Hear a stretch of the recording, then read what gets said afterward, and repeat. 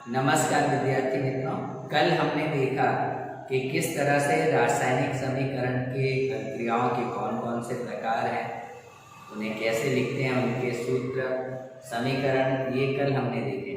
आज हम देखेंगे कि रासायनिक समीकरण का संतुलन क्यों आवश्यक है, क्यों जरूरी है कि रासायनिक समीकरण को संतुलित किया जाए।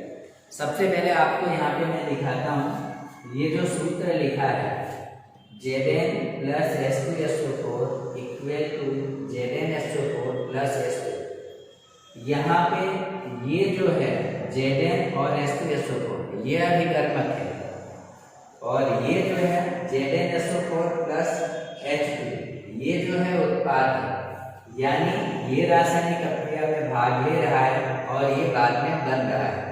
तो यहाँ पे ये चीज बिल्कुल क्लियर करने की आवश्यकता है कि जो रासायनिक अभिक्रिया में भाग लेते हैं वो अभिकर्मक कहलाते हैं, और जो अभिक्रिया के बाद बनता है उसे उत्पाद कहा जाता है। आइए शुरू करते हैं कि संतुलित रासायनिक समीकरण का संतुलन क्यों आवश्यक है और उसका महत्व क्या है। तो अगर हम देखें तो कक्षा 9 में हमने द्रव्यमान संरक्षण का नियम पढ़ा है। द्रव्यमान संरक्षण क्या होता है कि किसी भी रासायनिक अभिक्रिया के अंदर, किसी भी रासायनिक अभिक्रिया के अंदर ना तो द्रव्यमान कम होता है और ना ज्यादा होता है, यानी द्रव्यमान का जो संतुलन है वो लगातार बना रहता है। यानी जितना द्रव्यमान तत्वों का अभिकर्मक के रूप में होगा उतना ही उत्पाद बनने के बाद उतना ही रहेगा। तो रासायनिक अभिक्रिया के अंदर द्रव्यमान का ना तो निर्माण होता है और ना ही उसका विनाश। अर्थात किसी भी रासायनिक अभिक्रिया के उत्पाद तत्वों का कुल द्रव्यमान अभिकर्मक के कुल तत्वों के द्रव्यमान के बराबर होता है। फिर से देखेंगे कि रासायनिक अभिक्रिया के द्रव्यमान संरक्षण का नियम क्या है। द्रव्यमान संरक्षण का नियम है कि द्रव्यमान ना तो उत्पन्न होता है और ना ही उसका विनाश होता है। अभिकर्मक के तत्वों के कुल द्रव्यमान उत्पाद में शामिल तत्वों के कुल द्रव्यमान के बराबर होते हैं। इसे ही द्रव्यमान संरक्षण का नियम कहा जाता है, जिसे हम पहले पढ़ चुके हैं। फिर से एक बार देखते हैं कि द्रव्यमान किसी भी रासायनिक अभिक्रिया के अंदर द्रव्यमान का ना तो निर्माण होता है और ना ही उसका विनाश होता है। यानी पूरी रासायनिक अभिक्रिया के दौरान द्रव्यमान की मात्रा निश्चित रहती है। अभिकर्मक के कुल तत्वों का द्रव्यमान उत्पाद के कुल तत्वों के द्रव्यमान के बराबर होता है। इसीलिए इसे द्रव्यमान संरक्षण का नियम कहा जाता है। आगे अगर देखें तो प्रत्येक जो तत्व होते हैं, अभिकर्मक में जो तत्व है, द्रव्यमान संरक्षण के हिसाब से अगर अभिकर्मक में जो तत्व शामिल हैं और उसके बाद उत्पाद में दो तत्व बन रहे हैं, अगर दोनों द्रव्यमान संरक्षण के नियम का पालन नहीं करते हैं तो उस समीकरण को सही समीकरण या शुद्ध समीकरण नहीं कहा जाता है। इसीलिए रासायनिक समीकरण को संतुलित करने की आवश्यकता होती है। आइए यहाँ पे हम देखेंगे हमारा जो समीकरण है Zn plus H2SO4 equal to ZnSO4 plus H2। अब हम देखेंगे ये संतुलित है या नहीं।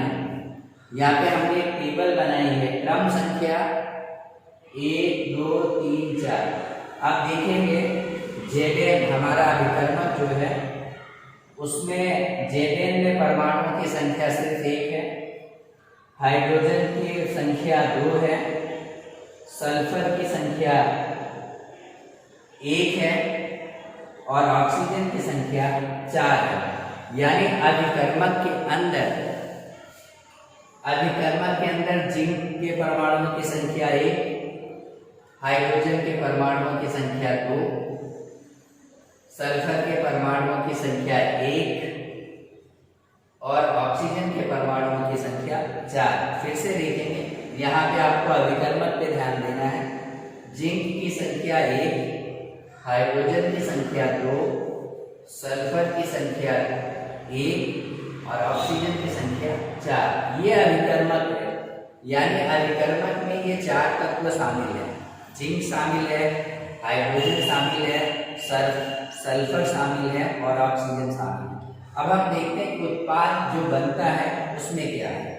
तो उत्पाद के अंदर ZnSO4 प्लस H2, उत्पाद में ही 4 ही तत्व हैं, जिंक है, ऑक्सीजन है, सल्फर है और हाइड्रोजन है। अब हम उत्पाद के तत्वों को देखेंगे। इसमें भी जिंक का 1 परमाणु है, हाइड्रोजन का 2 परमाणु है, सल्फर का 1 परमाणु है और ऑक्सीजन का 4 परमाणु है। एक बार फिर से देखेंगे, जिंक का 1 परमाणु है उत्पाद के अंदर, हाइड्रोजन का 2 परमाणु है, सल्फर का 1 परमाणु है और ऑक्सीजन का 4 परमाणु है।